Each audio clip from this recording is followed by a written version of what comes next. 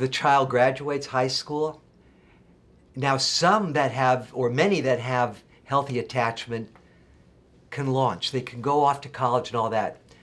But those that don't, over and over, have what we call a failure to launch. That is a failure for independent living, a failure to go on to college. You know, in high school, they have to move you through until the age of 18. You have to have a diploma in most states, and especially here. But when a child has a failure to launch, they don't. And then what happens is now they have to deal with themselves because nobody is pushing them through the system.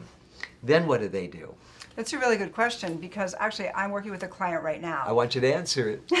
That's a failure to launch. Then what do? I don't know what they do. I guess they go to therapy. They go to therapy, they go to community college, if that, or they go into the military and they try to make it there. But they often go into drugs or alcohol. That's correct. That's actually what I see. Or drugs and alcohol are actually happening in high school because we know that high school is the incubator for many addicts, and I see it in my work. I do too. You know, I've had kids coming in that are heroin addicted, cocaine addicted, pot. You can smell it in the bathrooms. Yep. That type of thing. And, I see that every day because I do a lot of work with people in Right. struggling with addictions and really trying to get recovered. And of course, I work with a lot of undercover folks in my other life is doing police psychology and working with folks that are they're plants. They're plants in high schools that actually see what's going on and try to mitigate the problem. But the problem is huge. Oh, well, it's beyond an epidemic. And administrators don't even deal with it. They turn an eye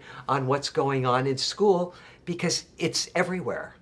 They're smoking outside of the locker room. They're smoking in the bathrooms. And these kids see it. And the healthy kids see it.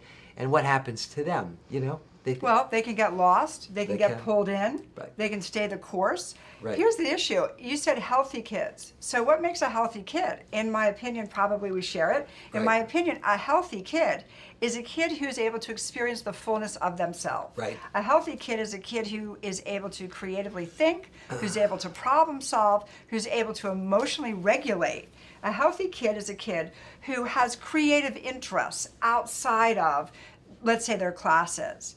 And the kids that end up really struggling with addiction, really getting caught and pulled in, are these kids that are empty and that are very often disconnected from their emotions. So in a lot From themselves. Well, from themselves, because emotions carry, this is what I'm feeling. Right. This is the me of me Right. by feeling.